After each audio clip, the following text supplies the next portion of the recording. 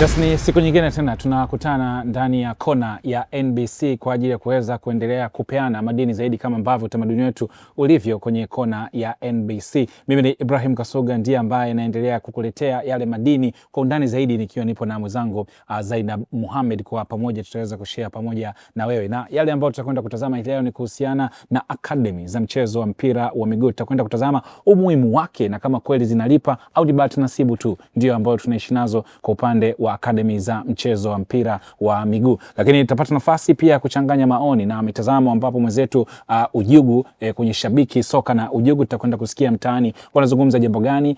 Je, academy zimekuwa zina faida au imekuwa mambo vipi? Tutakwenda kutazama. Lakini pia vile vile tutaweza kupitisha kwenye locker room kwenda kujua maisha ya wachezaji wa ligi kuu ya NBC Premier League, mambo yao yanakwendaje, experience yao ya vitu vya tofauti tofauti kuhusiana na mchezo wa mpira wa miguu tutakwenda kushare kwa pamoja. Lakini pia tutaungana na legend moja kati ya magwiji ambao wamewahi kucheza kwa upande wa soka hapa nyumbani Tanzania kwenye top tie kabisa. Lakini pia vile vile tutakupitisha kwenye benchi la ufundi. Leo hii kocha Hugo ana jambo gani ambao anataka kujuza kuhusiana na swala zima la fedha, kwa sababu kona ya NBC pia tunakupa mambo makubwa zaidi kuhusiana na thamani. Kwa hiyo pesa zitakuwa zikizungumzwa sana hapa ndani. Tutapata nafasi ya kuungana na Tuntu ambaye ni mmiliki wa academy ya Magnet, atakuja kutujuza namna ambavyo biashara hii wanaifanya, faida zake na mwanga uko mbele umekaaje. Lakini kwa upande wa wakongwe au gwiji legend tutaungana na Tigana Lukinja almaarufu kama Teacher Tigana Lukinja ambaye ni mchezaji wa zamani, amecheza kwenye vilabu kama vya Majimaji, lakini ni miongoni mwa wachezaji wachache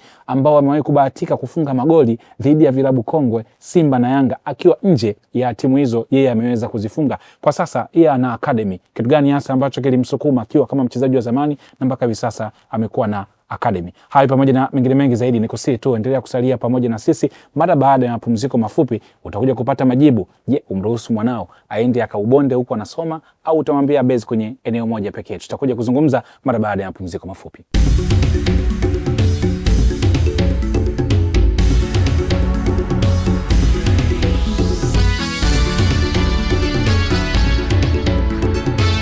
Yes, kona ya NBC tunaanza kutazama yale kwa undani zaidi, yale ambayo tumekuandalia kwa siku hii hapa ya leo. Na kama ambavyo unajua ukishasikia kona bwana Zai, kona mara zote huwa inakuwa ni special kabisa. Kuna kona kiki, hata kwa wenzetu wa boxing utasikia bwana aliwekwa kwenye kona, kwenye red corner au blue corner, ujue kuna uziada na leo kwenye NBC na uziada. Kona NBC leo inafanyaje? Leo tunacheza na academy. Kukuza vipaji na moja kati ya academy kubwa kabisa hapa nyumbani Tanzania ambayo imekuwa ina branch nyingi ni pamoja na Magnet Academy. Zaina, ndio maana leo hii tupo na mmiliki Mr. Tuntu. Karibu sana kwenye kona ya NBC. Tunaamini utatupa mengi na Watanzania waweza kujua mambo mengi zaidi. Ni kweli kabisa. Na msingi wa Magnet ni idea wa Tanzania au kuna mkono au kuna nguvu ya kutoka nje? Kiukweli kabisa ni Watanzania watupu ambao tumeanzisha hii academy ya Magnet. Sisi wakati tunaanza hizi academy ambazo unaanzia watoto chini ya miaka 4 mpaka 19 zilikuwa wakati huo hakuna. Yes. Mara nyingi sana unakuta mtu anasema ana academy ana center, lakini walikuwa wanachukua labda watoto umri wa miaka 15, 16, 17. Kwa hiyo tulikuja tukaanza tukiwa watu 4 na tulianza na watoto 12. Tulianza tu kama ni clinic ndogo tu ya mwezi mmoja, lakini baadaye tukaona interest imekuwa kubwa sana. Kwa mpaka sasa hivi tuna branch 10 Tanzania, 8 Dar es Salaam, 2 Arusha, na tuna train watoto wa kike na wa kiume. Mfumo wenu ukoje kwa vijana? Umesema mna branch 8 Dar es Salaam, lakini na 2 ziko Arusha. Mfumo ukoje, lakini pia malengo hasa na dhumuni lenu kipi mlikusudia? Okay, kwa hiyo naweza nikasema kitu kikubwa sana ni kwamba tulivyoanza tunasema ni passion. Ndio iliyo to drive. Hatukuanza kusema tunataka kutengeneze pesa. Hapana, kwa sababu ukishaanza na huo mfumo kusema nataka kuanza kutengeneza pesa, ikifika miaka 2 mitatu ukiona kuna pesa haijaingia unaanza kujiuliza kwamba hapa nafanya nini? Unafunga unaenda mbele. Kwa hiyo sisi ilikuwa ni passion. Imekuwa rahisi kiasi gani kwa miaka 12 kutoka kuanza na watoto 12 mpaka leo na branch 8? Safari haijawa nyepesi. Safari haijawa nyepesi, na ndio maana hata katikati tupo kuna watu wengine labda tulichukua. Unajua, kumbuka kitu kimoja, pia coaches wanaofundisha watoto sio sawa na coaches wanaofundisha watu wazima. Yes, yeah. Unaona na kwa mfumo wetu tulivyokuja wakati tunaanza hata hao coach ilikuwa kupata ambao ni coach kwa ajili ya youth. Tulikuja kwenye mfumo ambao tulijikuta kwamba inabidi tuanze kuzalisha coaches wetu. Okay. Unaweza kutofautishaje ukasema bwana hii ni academy imekamilika au hiki ni kituo? Okay. So naweza nikasema kitu kimoja, kwa nini mpaka leo unaweza kukuta ziko 4? Najua hazijazidi 4. Ni kwa sababu mahitaji ya au zile requirements mpaka una qualify kwenda kwenye academy. Kuna vitu ambavyo vinahitajika. Unahitaji labda kuwa na majengo, uwe na viwanja vyako, unaangalia una madaktari, kuna watu wa psychology, kuna watu wa nini. Kwa hiyo hivyo ni vitu vingi sana ambavyo vinakufanya mpaka uitwe academy. Lakini vinginevyo kweli inakuwa unakuta ni hizi vituo tunasema hizi sports centers na nini, ambazo labda unakuta yuko mtu mmoja. Ukija Magnet leo hii tuna coach kama 45 hivi. Kwa biashara ya jicho la kwanza ukasema inawezekana baada za vijana ndo zimelipa au mna sponsorship au mna partners ambao mnafanya nao ndo wanawawezesha. Na naweza nikasema kitu kimoja. Sisi tuna manage kama business case. Okay. Unaona, it's a business case. Kwamba na watoto wangapi, kuna michango kiasi gani, hata kusema hata ni ada ile ni michango na nini. Kuna michango kiasi gani inayoingia, matumizi yakoje, lakini pia tunapata support kidogo sana, naweza nikasema kuna corporate ambao tunashirikiana nao kidogo. Hatuwezi kusema labda tuna sponsor kabisa lifetime sponsor, lakini labda kuna wakati tuna project nafanya pamoja, lakini nguzo yetu kubwa sana iko kwa wazazi. Unajua, ukija mfano kwenye training za kwetu, ukaja ukaona tunavyo train, ukaona wale wazazi ambao wako pale, wamepaki magari yao, mtu Dar es Salaam anatoa muda wake kuja kumwangalia mtoto wake. Ni kwamba kuna education ambayo ilifanyika, ile awareness kubwa sana kwa wazazi, wameweza kujua. Lakini pia tuna watoto ambao wanatoka mazingira magumu kabisa, ambao tunatoa sponsorship, wenyewe hawachangii kitu chochote. Unaona Kwa hiyo tunaangalia yule mtoto ambaye ana talent au ana commitment hiyo, na mzazi wake yuko tayari kumsupport atusemi pesa, lakini hata muda wake. Unaona kujua anafanya nini mtoto. Kwa hiyo inasaidia na imetufanya kidogo tuwe solid sana kwenye hicho kitu. Okay, Tuntu, lengo lenu ni kukuza vipaji hasa na hata hapa kwenye kona ya NBC tunazungumzia vipaji. Mmewezaje pengine kufungua wigo wa hao vijana kuwapeleka nje, ili mzazi anayetazama kona ya NBC ajue kwamba okay, mwanangu ana tamani kufika sehemu fulani. Sisi kitu kimoja katika Magnet tunasema kuna exit route mbili. Kuna ule mmoja ambaye anasema bana, mimi maisha yangu mpira. Ila maisha yako mpira lazima usome. Kwetu sisi ni kwamba lazima umefuta umande tunasema, si ndio? Or at least mtu kamaliza hata form 4 au form 6. Lakini kama ulivyogusa upande mwingine, tunasema kuna wale ambao tunasema exit route yao ni shule pamoja na mpira. So wengi kama hao unakuta saizi wameweza kwenda nje. Mfano tuna wachezaji wako Spain tuna wachezaji wako 7. Wako 7 sasa hivi Spain. Wa Tanzania. Kwa hiyo kuna wao ambao wako Spain, kuna wengine kama 6 au 8 wako Marekani. Na hao ni kwamba pia walikuja, kuna scholarship, tulileta kuna wengine coaches hapa kwa ajili ya scholarship opportunity. Kwa wamemaliza shule, labda alimaliza form 4 wameenda kule kama high school, kuna wengine wameenda college. Sisi tunachojenga ni kumbadilisha mtoto kuwa well rounded tunasema, yani ile 360 ya binadamu. Kwamba sawa, nimekuja pale naweza nikawa professional player, lakini wakati huo nikija najifunza jinsi ya kuishi na watu. Najifunza ile hard working. Tunajifunza unasema ustamilivu, perseverance. Kuna upande wa afya pia, kukua kiafya na kimwili, unaona. Kwa hiyo nikiwa kama mzazi, najua mzazi yote anatamani mtoto wake bwana awe professional player. Hata ukikikosa hicho, mtoto mpaka anatoka pale amejifunza vitu vingi sana. Kwanza umeshamtoa kwenye maisha yale ya barabarani kwenye vijana wake. Kwa hiyo anajua kabisa nikienda kazini, ikifika jioni, badala ya kwenda bar, mimi nitaenda uwanjani kufanya mazoezi. Na nikienda nafanya kile kitu ninachokipenda na nakiweza. Unaona? Wewe ushauri wako kwa mzazi Mtanzania anayetazama saa hizi kama ambavyo Zai alijiuliza, unashauri kwamba hivi vitu vinaweza vikaenda kwa pamoja, na hata kama haitafanikiwa kuna faida kubwa? Kuna faida kubwa. Kama nimeeleza, faida kwanza ni kubwa sana. Ukiniuliza nitoe pesa nisitoe pesa, tunatumia kwa vitu vingi sana, vingine ni vya ovyo kabisa. Michango ya harusi, unajua sawa ni utamaduni, lakini hakuna mtu ameshindwa kuoa, si ndio? Kuoga tunasema of course uwezo hauwezi kufanana, na ndio maana hata sisi tunasema kuna wengine ambao hawalipii, si ndio? Lakini tunahitaji wengine watusupport kulipia, kwa sababu vifaa vinahitajika, unahitaji viwanja, unahitaji kulipa coaches, unajua, kwa kuna vitu kama hivyo. Kwa hiyo na kulipia kwangu mimi, yani kama wewe unajiuliza hivyo, mimi ningekushauri au mzazi yote ambaye atanaangalia program, hakuna kitu ambacho tunasema priceless, si ndio? Yani siwezi nikasema nilitoa hela nyingi nikampeleka mtoto wangu, lakini faida zilizoko, kwanza anaweza pata scholarship. Akienda pale anakutana na watoto wanasoma sehemu mbalimbali, shule hizi, si ndio? Ni network kubwa sana. Au jamaa akija kutoka baadaye hata amemaliza chuo sijui nini, anatafuta kazi au ana business yake. Watu ambao wamekutana nao tangu yuko academy mpaka anatoka ni wengi sana. Anakuwa sio mgeni wa dunia. Unaona? Kwa hiyo mtoto ambaye ametrain, ameyapenda hayo maisha, unamjengea kitu kikubwa sana.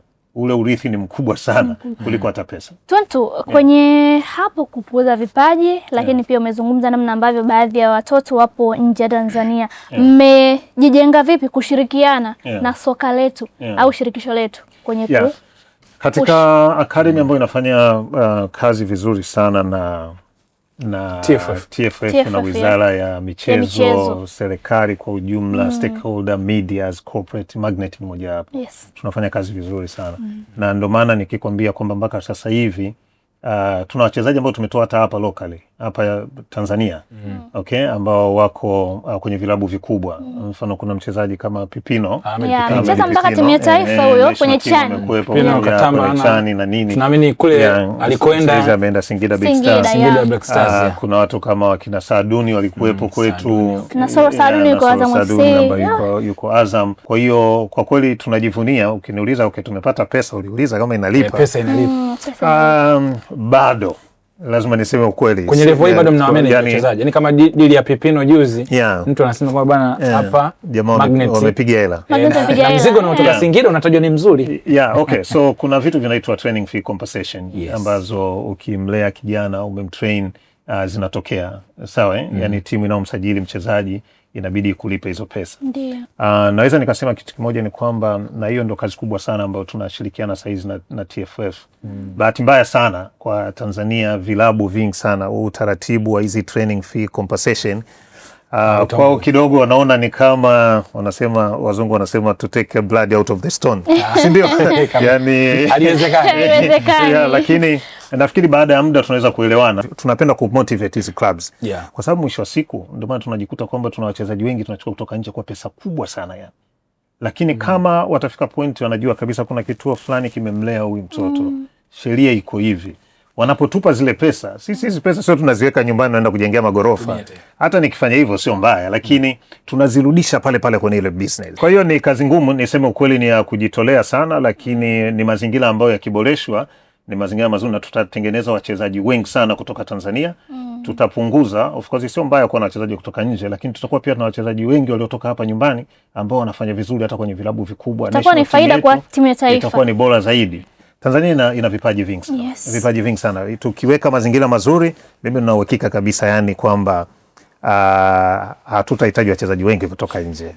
Yes, bwana, huyu ni Mr. Tuntu kutoka Magnet Academy akiweza kutujuza yale ambayo anayaishi. Umeweza kusikia muda ambao umekuwepo, stage ambazo aliweza kupiga mpaka leo hii kuitwa Academy, na msisitizo uliopo ni kwamba Tanzania tuna vipaji vingi sana. Kinachotakiwa ni kuamini tu, na mtoto anaweza akapita kwenye Academy, sio tu akaja kuwa professional, lakini kuna networking ambayo anaweza kutengeneza, lakini pia mtindo mwingine wa maisha wa tofauti anaweza kupata umo na utofauti kwa mkubwa sana kwenye maisha yake katika eneo zima la malezi. Mimi ni Ibrahim Kasuga, ipo na Zainab Mohamed kwa pamoja na Mr. Tuntu, tumeweza kuzungumza naye hapa.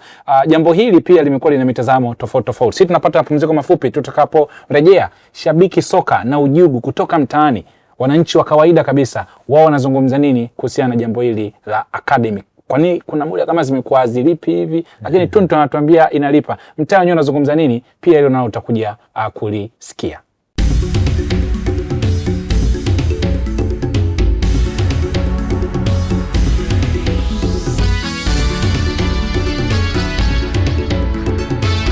Yes, kona ya NBC bado tumekuweka kwenye kona kwa sababu tunakupa vitu vya ziada, vitu special, na leo hii tunazungumza kuhusiana na masuala mazima ya Academy, na tupo na Mr. Tuntu kutoka Magnet Academy ambapo ameweza kutufungulia mambo mengi sana, namna ambavyo wao walianza, faida ambazo wamezipata, faida ambazo wamezitoa kwa Watanzania, kwa maana vijana ambao wamepata nafasi ya kuwa sehemu yao ya Academy. Mimi ni Ibrahim Kasuga, nipo na Zainab Mohamed, lakini Mr. Tuntu pia yuko hapo, mpata nafasi ya kumtazama na kumsikia kile ambacho anakizungumza. Kwenye Shabiki Soka Sawa, tuungane na Ujugu sasa aweze kutuambia kitu gani hasa ambacho mtaa ameweza kuchambua nao kwa pamoja. Ujugu. Ongeza sauti, ongeza sauti, ongeza sauti. Bana, Ujugu hapa kwenye Shabiki Soka tena. Bana, mambo vipi? Poa shwari. Tuko tena hapa bwana kuzungumzia mada moja ambayo inaitwa Academy. Academy zipo nyingi za mpira ambazo kuna watu binafsi wanazisimamia. Kuna siku hizi hadi kuna timu zetu za mpira zinakuwa zina academy zao. Je, hizi academy kwanza zinatusaidia kuibua vipaji vya watoto wetu? Academy zinasaidia, pia zina hasara yake. Kiangalia kwenye faida kwanza, tuanze kwenye faida. Ya, tuanze na faida. Faida zinazosaidia ni watoto wetu kupata kujifunza mpira vizuri na kufikia malengo yao ya mpira. Ndio. Bana, mzee wangu, kuna faida gani ya kuwa na academy katika jamii yetu ambayo tunaishi? Academy, kwa mfano tuongelee soka, hizi timu tulizonazo kwenye ligi. Ndio. Chukulia kwa mfano Yanga. Yanga sasa hivi inanufaika na Mzinze. Ndio. Natokea pale kwenye academy ya Yanga. Sawa sawa. Kwa hiyo timu ya taifa baadaye itavuna vijana wale kupitia hivi vilabu. Kwa hiyo ni faida mojawapo hiyo. Ndio. Unavyoona hizi timu zetu kubwa, academy zao zinapushi kweli wachezaji wanatoka au zinaita tu academy jina? Hapana, zipushi. Kuna kabisa, ni wako chini sana, wako slow, kwa sababu nadhani wanategemea zaidi kwa ajili ya kununua wachezaji nje kuliko kuangalia nyumbani. Tutakuwa tuangalie kwanza nyumbani, tutengeneze vipaji ili kwa ajili ya kusaidia timu zetu. Ndio. Unaelewa? Angalia Simba na Yanga, wachezaji ambao wanaweza wakazisaidia timu hizo wanatoka nje. Sio mbaya. Ndio. Lakini tunatakiwa tutengeneze wa kwetu pia wawe kama kina Pacome. Tutengeneze kina Pacome kwenye nchi yetu hapa ili watusaidie kwenye nini? Kwenye timu ya taifa. Kwa hiyo academy tulizonazo hapa Tanzania, faida na hasara, kipi kikubwa sana? Hasara ni kubwa sana. faida ni ndogo sana. Kwa jinsi tunavyoiongelea academy nanitisha kidogo, lakini pia kuna watu mtaani wanazo hizi academy. Hao watu walioko mtaani ambao wana hizi academy wana mchango wote ambao wana upushi kuendeleza mpira wa Bongo? Au nao ni wana maslahi yao binafsi? Wachache sana. Wana maslahi, wachache wana maslahi. Wengi wanashindwa kwenye uendeshaji. Uendeshaji unakuwa mgumu. Maelekezo, unaweza kuwa umempeleka mtoto wako, unajua yuko academy, kumbe yeye anamhesabu kama mtoto yatima. Huwa tunaandaa timu nzuri sana za vijana ambazo pia zinacheza under 20 hizi za timu ya taifa. Huwa zinapotelea wapi hapa? Huwa sielewi. Maana tunaweza tukaandaa academy nzuri ya vijana miaka 18, miaka 19, miaka 20, ukaona vijana wapo wanaenda vizuri kabisa timu ya taifa wanacheza. Afu baadaye uwasikii waoni kwamba ni vijana wenyewe wanavyokuwa wameandaliwa wanashinda kujiendeleza baada ya kuwa wametoka academy, au kuna kitu gani hapa katikati kinatokea wanashindwa kujiendeleza? Fitna zinakuwa nyingi. Kwa sababu gani? Unaweza kuwa umechukua madogo hapa. Umeanza academy fresh. Ushafika ukutani. Unajua wanapotea kwa sababu gani? Ndio. Kuna watu wanachukua watoto zao. Wanaenda kupachika pale. Wale ambao walifikisha timu pale wanafanyaje? Wanatolewa. Ndio unakuta mtu yani sometimes fulani yuko wapi, yani mnaulizana nyinyi. Mnaulizana nyinyi. Kuna wachezaji wengi yuko wapi? Kuna mtu ana mtu wake anataka anaweza kaingizwa mtu wake, afu mtu wake akasingiziwa na tabia mbaya. Kuna wachezaji hata wakubwa walikuwa wanacheza timu ya taifa, hatujui vilabu vyao viko wapi. Wewe mwenyewe unajua Ujugu kama mtu wa soka. Bana, na kuelewa na hicho kitu kinanihuzunisha sana. Hivi kuna timu yoyote imewahi kufaidika ikapata mchezaji kutoka under 20 akawa mkubwa afu akapata mafanikio kupitia Simba au Yanga? Simba tayari. Tuanze na Simba kwanza. Mmefaidika na mchezaji gani ambaye akawa mkubwa baadaye? Ramadhani Singano Messi. Bwana, Saidi Ndemla. Ndio. Nani huyo? Ibrahim Wajibu. Ndio. Jonas Gerard Mkude. Umeona bwana? Kuna wadogo wa kina Abdalla Sesemi. Ndio. Umeona bwana? Kina Abdalla Juma, Rashid Abdalla Juma sijui wale. Rashid Juma? Ndio. Nani mwingine? Umefikisha watano. Tayari wanatosha kukutetea. Umefikisha watano. Yanga mna wachezaji gani ambao kutoka kwenye under 20 yenu mmewaandaa afu wakawa wachezaji wakubwa? Twende watano. Mzize. Mzize bwana nini bwana bwana. Ngoja kwanza malizie. Mpeni haki yake ya uhuru wa kuzungumza. Mzize. Mzinze. Ule. Hamna mwingine ambao unamkumbuka wewe. Bila safari yenu. Mara Yanga hamna academy. Sasa je, na swali lingine nataka niulize hapa.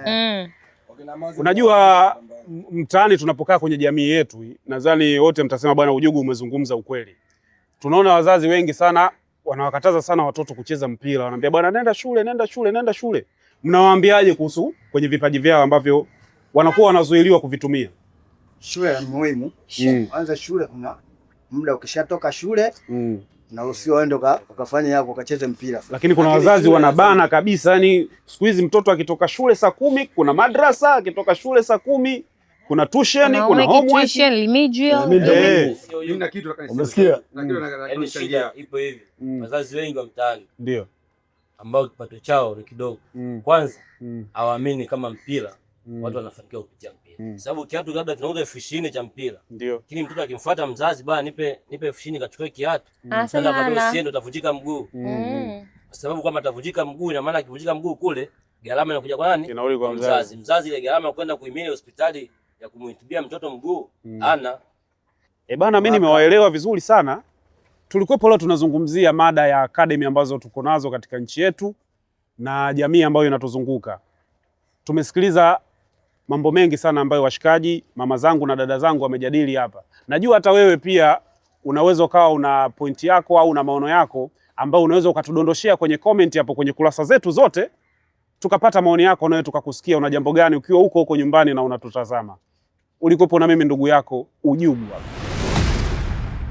Yes, bwana, hiyo ni kutoka mtaani. Mr. Tuntu pamoja na Zainab, kama ambavyo mmeona kuna shabiki wa Simba hapo kataja wachezaji wao ambao walipita kwenye academy, huku wakiwa wanatuhumiana kwamba bwana, wengine mambo ya academy ni kama hakuna hivi.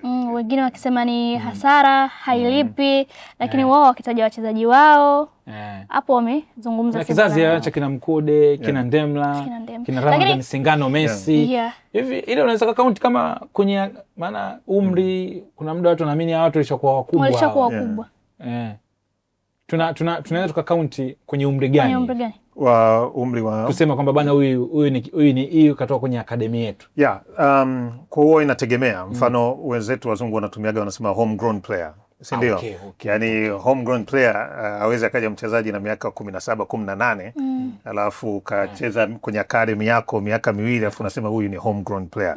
Sasa hapo tu tunawaambiaje Yanga na Mzize hapo? Vista kibugusa kwa Yanga na Mzize. Hiyo ni kesi ya tofauti kabisa. Tunataka nzuri kabisa. Tuntu amekuwa Mzize pale sasa. Kwa hiyo wana Yanga ambao wanatamba. Unajua kuna stage unapofundisha, si ndio? Unakuta kuna stage, mfano ukishaanza kufika hizo 17 unaanza kusema ni training to compete. Kwa hiyo nakufundisha kwa ajili ya kwenda kucompete. Unaona? Lakini huku chini yani unaanza vitu basic sana, foundation. Na ndio maana unakuta mfano ukija kwenye FIFA, sheria za FIFA, mfano mambo kama ya training compensation, yani zile kurudishiwa zile gharama za kumfundisha mtoto zinaanzia miaka 12. Unaona? Lakini wakati huo mtoto tunaelewa kabisa sisi tunaanza mfano miaka 4. Sindio? Mtu anaweza kaja na miaka 6, 8, lakini zile compensations zinaanza miaka 12. Kwa hiyo ili tuweze kusema kwamba hizi akademi zetu zinatusaidia sana sana, labda hata hizi za vilabu vikubwa, ni muhimu sana kuona umeshuka chini kwa kiwango gani. Lakini wakati huo hizi akademi pia, hata tukiangalia Ulaya wanavyofanya, wanakuwa na mahusiano na academy zingine. Unaona yani ukuta Simba, Yanga mara nyingine kusema wataanza tangu miaka 6, 8, 10, hata ukienda nje huko unakuta ni ngumu sana. Kuna wakati mimi nimetembelea ni kweli ina hasara kwa timu, sababu kama hapa Tanzania ambao wanaonekana wako based sana ni Azam FC wana mchango mkubwa pia kwenye soka letu, kwa sababu wachezaji wengi ukiwatazama wametoka Azam FC, wakina Shabalala tokea kule, wakina Novatus wametoka kule, wakina Pascal, yani wamewalea wachezaji kutoka chini. Wao ambao wanasema kwamba kuna hasara, pengine tuweke wazi hapo.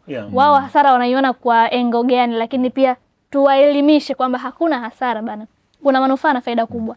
Mimi nafikiri mara nyingi sana ni ukizungumzia faida, unajua faida ziko pande mbili na hasara ziko pande mbili. Kuna faida ya kifedha, sawa na hata kwenye football tunasemaga success, mafanikio yanapimwa kwenye tunasema football success na non football success. Unaona yani nimetoa wachezaji wangapi.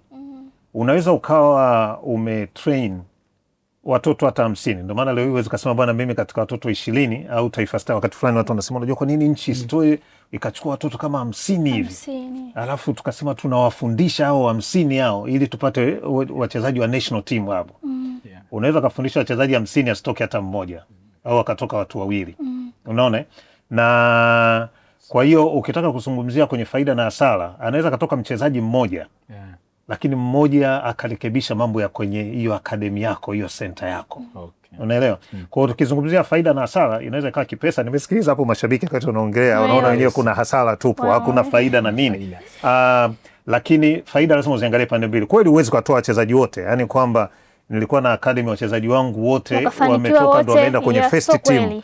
Kwa mara nyingi unakuta labda hata hizi academy za nje unakuta labda wamepromote wachezaji 3, 4 kutoka kwenye academy yao, lakini wengine bado ana affiliation academies, centers na nini ndo wanachukua. Kwa hata hizi Simba, Yanga, sawa, wanapoanza huko wanachotakiwa kikubwa sana ni kuweka mahusiano na hizi academy zingine. Hawezi wakaanza kwa watoto wa miaka 4, 6, 8. Naweza nikasema tuna mahusiano ambayo ni passive. Siwezi nikasema kwamba labda yale kabisa kuna contract na nini. Kuna muda wanaulizia. Kuna wakati tunakaa tunaongea, kuna wachezaji wengine tunakuja tunanyang'anyana, wengine wanakuja wanachukua bila utaratibu. Kwa hiyo kisachukua bila utaratibu mnaanza kufukuzana tena na nini. Kwa hiyo kuna safari. Ndugu zangu kama wa Simba nimegombana nao kidogo kwa sababu huo, lakini ni kwamba ndio maana tunasema professionalism inatakiwa kuingia sana, yani wakuja senior au ni vijana. Ni vijana. Kwa hiyo unakuta mchezaji ulikuwa naye leo, kesho ameenda amevaa jezi ya Simba ghafla yani.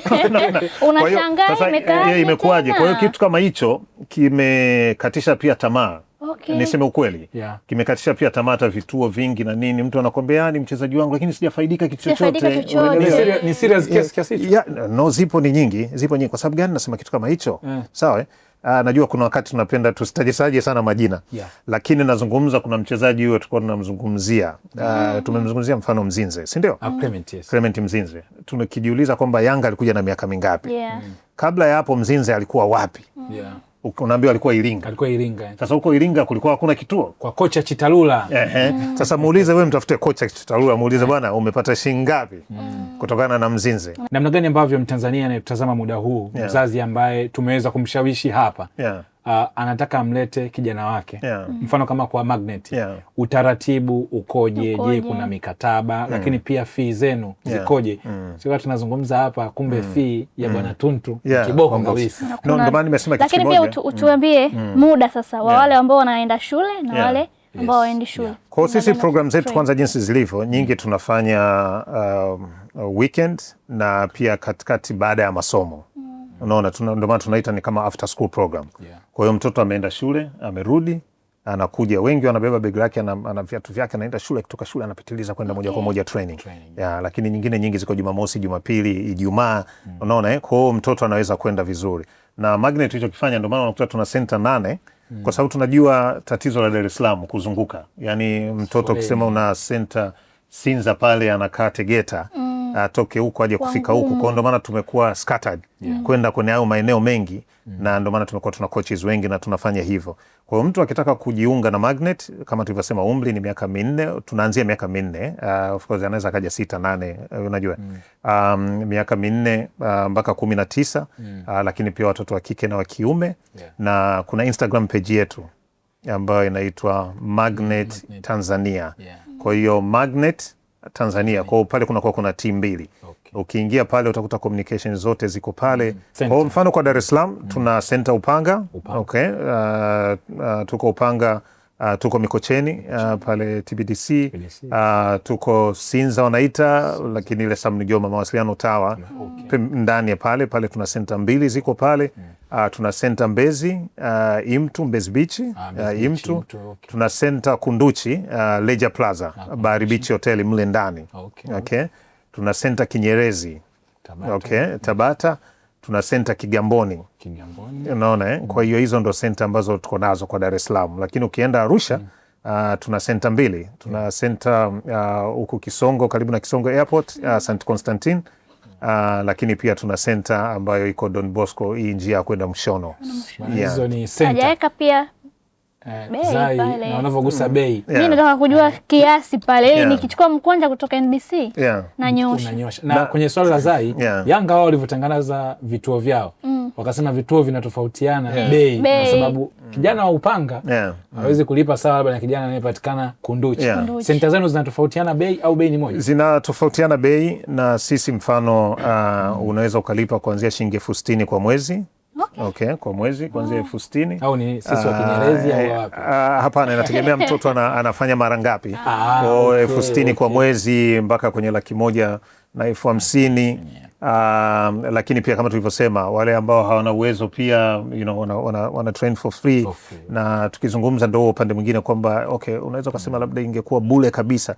Tulichoogopa ni kwamba sasa nafanya bure alafu kesho nimefunga sina mipira, siwezi kulipa coaches, unajua najua tunashirikiana pia na hata kama NBC tumeshirikiana mara nyingi. Unaona umetupatia mipira, kuna wakati tumefanya project pamoja. Na sisi pia tunapenda hizi project kwa sababu unajua hakuna kitu tunawakusanyisha watoto kama michezo. Na especially kwa Tanzania football. Kwa hiyo unakuta hata ukiwa na product zako zile chanua mfano za watoto, unaweza ukazileta pale tukakaa na wale watoto tukaongea. Unajua watoto wanatakiwa pia tuwajengee literacy, financial literacy. Yani kujua hata baadaye akija kuwa professional hela zangu nitazitumiaje, nitaziweka vipi. Na ukija pale utakuta wazazi ambao wengine wana makampuni, wengine wanafanya kazi, kwa hiyo unaweza ukafanya pia biashara mpaka na wale wazazi na nini. Kwa hiyo ni sehemu nzuri sana ambayo pia kwa corporate especially nye NBC kuweza kuzitumia sehemu kama hizo ili watoto waweze wakapata vitu vyote atego. Yes bwana, kwa kile ambacho kimezungumzwa na mashabiki unaweza ukaona namna ambavyo breakdown yake imeweza kuwa na umeweza kujua namna ambavyo wanaweza kujiunga na Magnet Academy. 60,000 tu, tunaamini ni pesa ambayo kama mzazi umeona kijana wako ana kipaji, ni pesa ambayo unaweza kuipambania na ukaweza kumpa nafasi. Lakini umesikia center hizo maeneo tofauti ambazo zinapatikana kwa hapa Dar es Salaam pamoja na kule jijini Arusha, kote zinapatikana. Mimi ni Ibrahim Kasuga, nipo na mwenzangu Zainab Mohamed. Kwa pamoja tumeweza kukusaidia wewe Mtanzania kupata elimu kwenye kona ya NBC, na kwenye kona ya leo tupo tunachambua kuhusiana na academy za mchezo wa mpira wa miguu kwa hapa nyumbani Tanzania. Tuna story nyingi sana, mastori ya locker room na yenyewe pia yatakuwa yanafuata namna ambavyo mambo yamesimama huko, lakini ni mara baada ya mapumziko mafupi.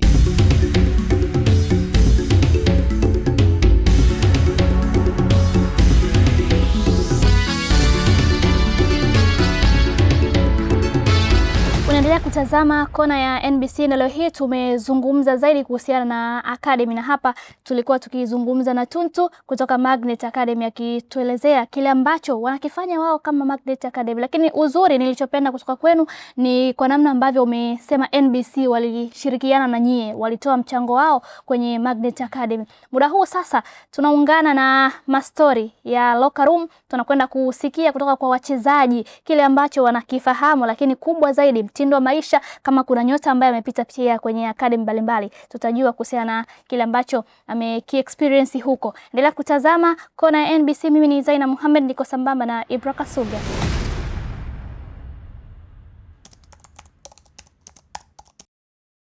Kwani ni ndoto ya karibia kila mchezaji mdogo kucheza academy ya Azam kwa sababu ya facilities, coaching staff na vitu kama hivyo. Kwa hiyo ilikuwa ni heshima kubwa, na especially ilivyofika kipindi ambapo nilipaitwa national senior team, pia ilikuwa ni jambo kubwa na heshima kubwa ya kurepresent club kama Azam.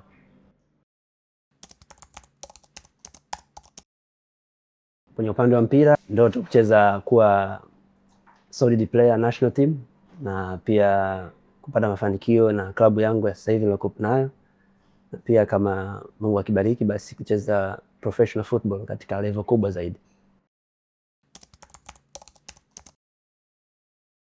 Elimu kubwa ya swala zima la kifedha kwa wachezaji, kama kuna uwezo wa kuextend hilo basi ni muhimu zaidi, kutokana na career yetu ni muda mfupi. Kwa hiyo chochote kinachopatikana sasa hivi basi kiweze kutusaidia kwa elimu itakayotolewa kwa ajili ya siku za baadaye. Kwa hiyo nyimbo inasema, nimekukimbilia wewe Bwana, mwamba wangu na wokovu wangu, nainua mikono yangu juu na macho yangu juu na kutazama wewe. Kwanza nadhani nimezaliwa kuwa goalkeeper, kwa sababu ni toka nilipokuwa mdogo nilikuwa nikipenda kudaka kabla ya kuangalia makipa wakubwa. Kwa hiyo ikatokea kupenda kuwa goalkeeper mpaka kufika hapa leo hii. Juma Kaseja ameninspire sana. Kwa nje kuna goalkeeper anaitwa Mark Andrew Ter Stegen ambaye sasa ni majeruhi wa Barcelona.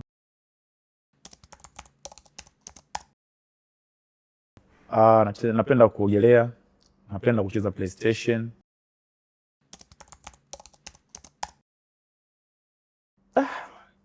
Kuna siku tupo pre-season South Africa. Tumetoka kwenda mall, kutembea nini, kama nimependa nguo, kuna na ndugu yangu Diki. Kwa hiyo kwenda kusoma pale zile radi kwa hesabu yetu, kwenda kuuza nini, tukakaa tumefeli hivi. Jinsi tu kaka. Tumenunua 150. Yaani roho iliniuma sana.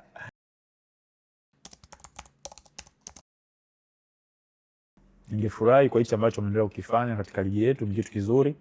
Na nadhani watu wengi wanaitamani nafasi, lakini pia ningeendelea kumuomba aendelee kuwa main sponsor katika vilabu vyetu hivi vya ligi kuu, na ni kitu kizuri kuendelea kuboresha. Na nitamani siku moja kwamba wachezaji wote wa Tanzania wote waweze kuitumia NBC kama benki yao. Na hivyo ndivyo ambavyo tumetoka kusikia mastori ya Locker Room. Bila shaka unaenjoy na kufurahia kile ambacho unakitazama kupitia kona ya NBC. Tunaendelea kuletea taarifa, story mbalimbali za kona ya NBC, lakini kubwa zaidi kimichezo, kile ambacho tunakizungumzia hapa kubwa zaidi ni kuhusiana na academy, namna ambavyo tunakwenda kukuza vipaji vya vijana wa Kitanzania. Endelea kusalia nasi, hii ni kona ya NBC, kuna mengi mazuri yanakuja.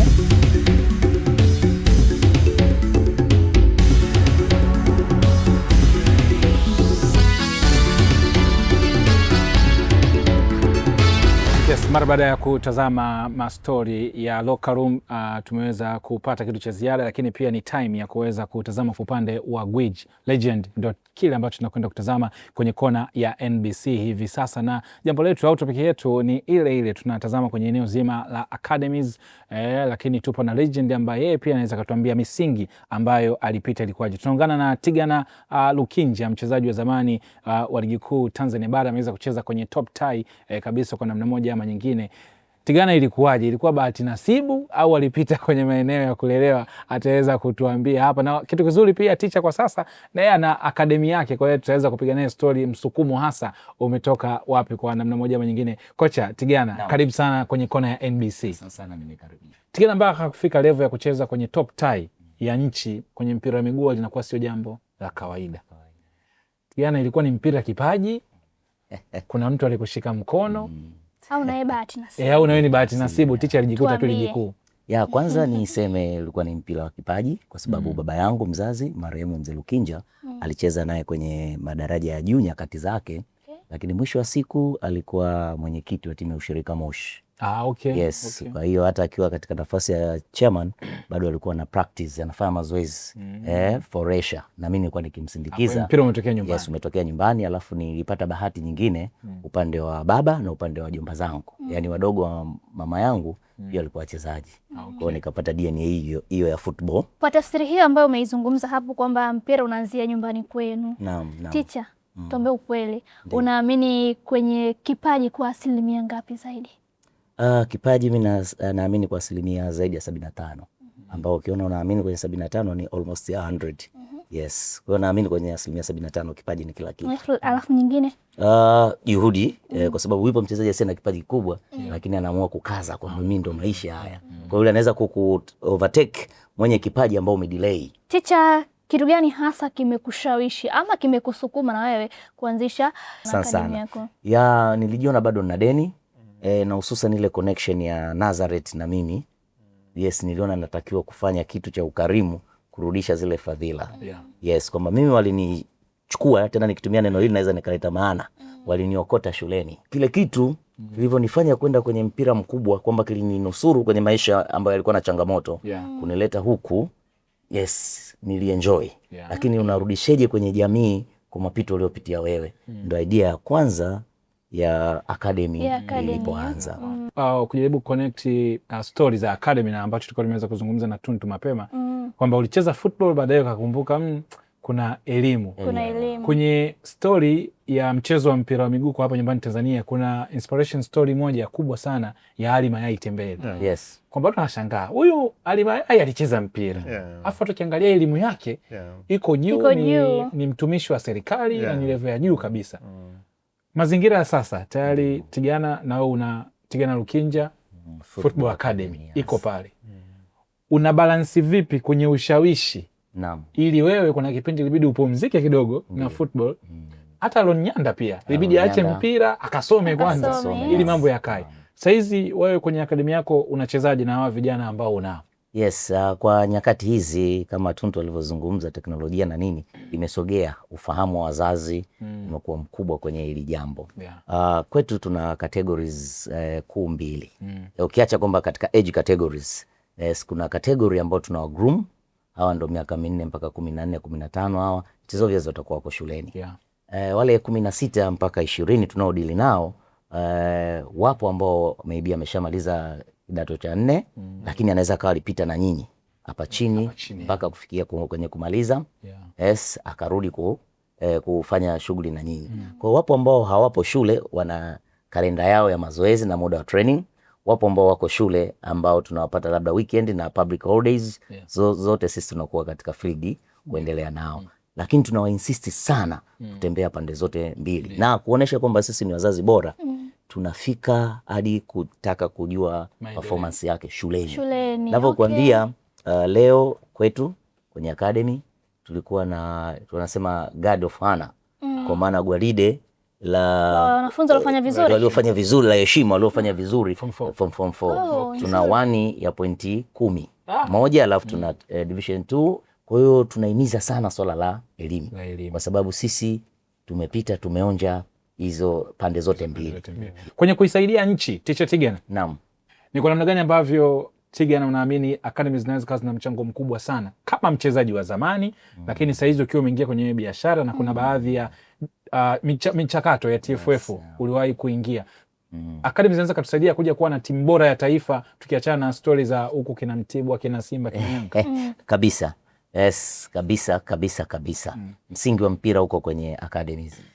Utatoka unapata ABC, tunasema basic fundamental, ambazo zitakufanya ufanye kazi na coach yoyote wa level yoyote.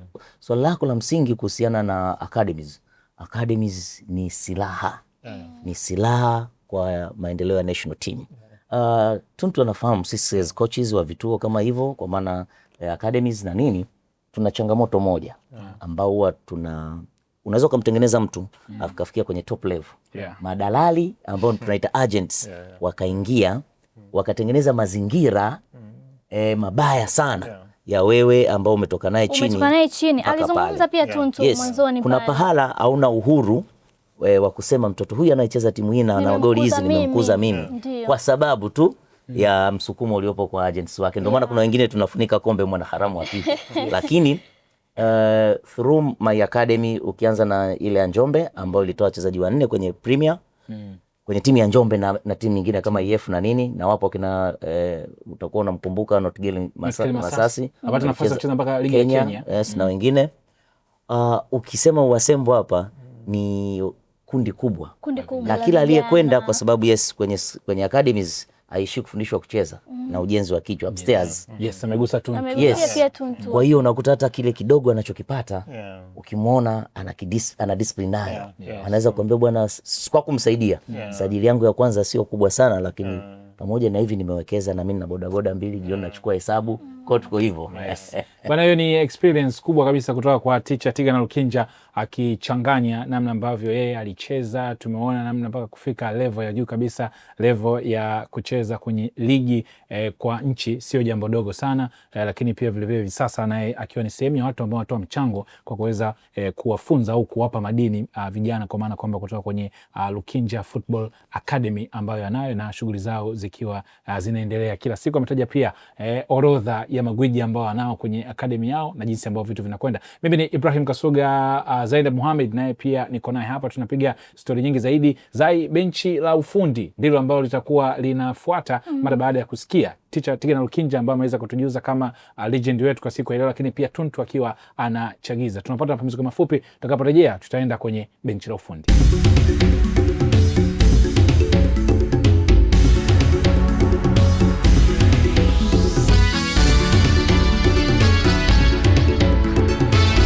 Unaendelea kutazama kona ya NBC. Story ni nyingi kutoka kwa gwiji Tigana Lukinje, lakini pia kutoka kwa mmiliki wa Magnet Academy, naye akituweka sawa sawa kuhusiana na ukuaji wa vijana kwenye soka letu, lakini namna ambavyo wanajitahidi wao kukuza vipaji vya wachezaji mbalimbali.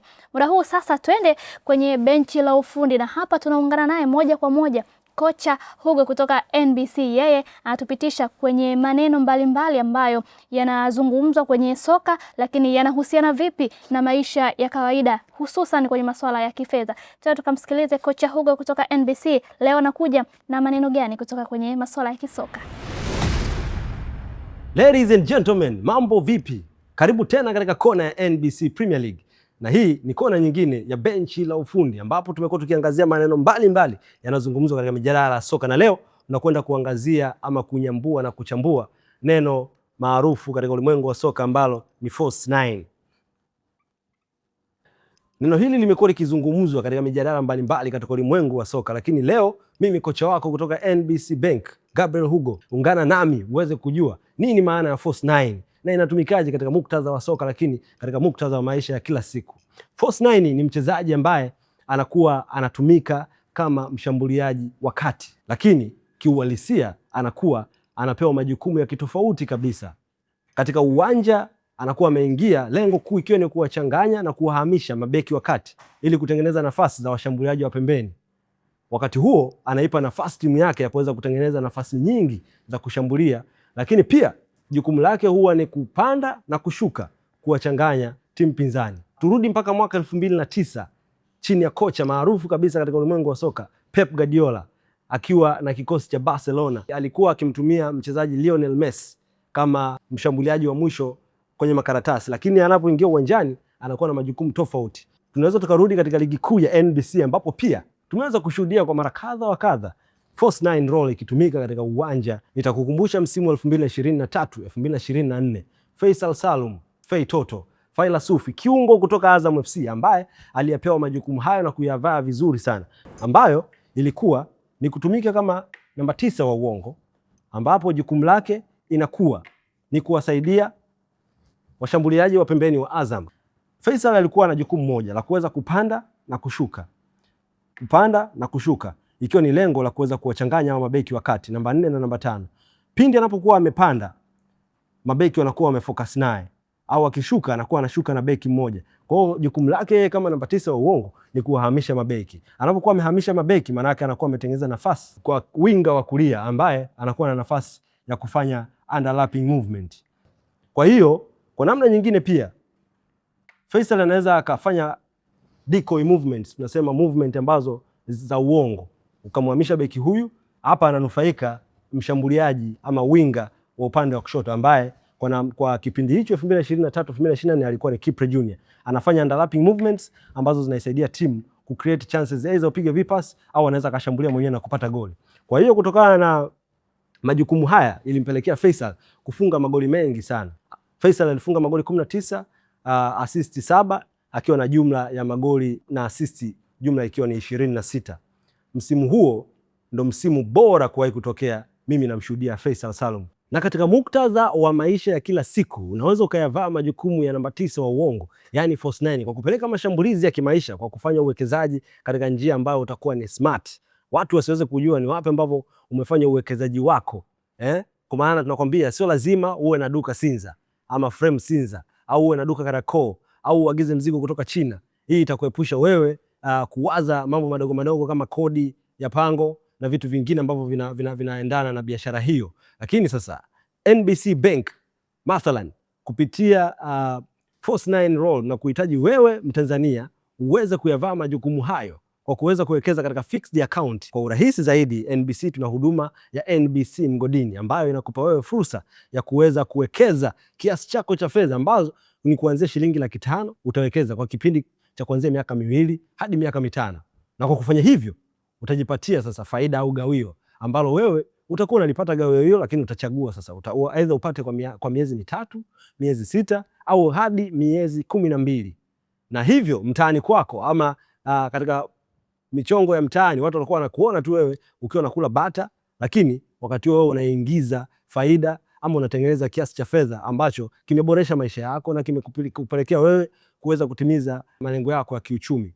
Tunakusihi, mimi kama kocha kutoka timu ya ushindi ya NBC Bank, tembelea matawi ya NBC ambayo yako kote nchini ili uweze kuunganishwa na kuweza kupata fursa hii ya kuwekeza na NBC mgodini. Sawa, bila shaka umepata kufahamu baadhi ya maneno ambayo tunayazungumza kwenye masuala ya kimichezo zaidi, maana zake, lakini yanahusiana vipi kwenye masuala ya kifedha. Hapo umetoka kumsikia kocha Hugo kutoka NBC akituweka sawa na kutufafanulia kile ambacho tulikuwa hatukifahamu kwenye baadhi ya maneno mbalimbali. Unaendelea kuitazama Kona ya NBC. Jina langu ni Zaina Mohamed, niko sambamba na Ibra Kasuga. Tupate mapumziko mafupi, tukirejea tutaendelea.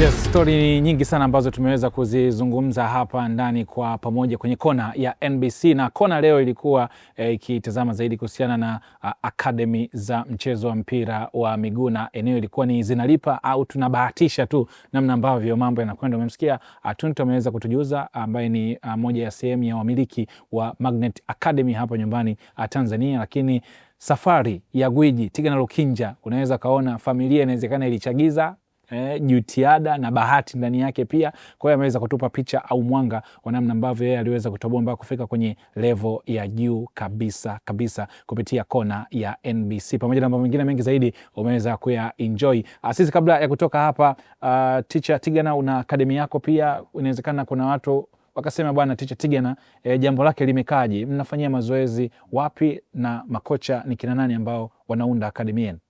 Yes, sisi tunasema ile physical address yetu ipo Kawe. Tuna access pale ya viwanja vingi. Tupo pale Kawe. Hii Tanganyika Packers. Yes, ndo tupo pale. Tuna coaches almost 10.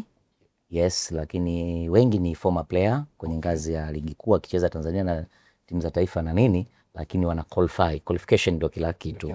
Yes, almost naanzia diploma C ya CAF.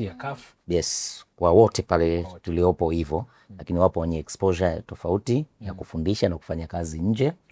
Yes, nikiwemo mimi.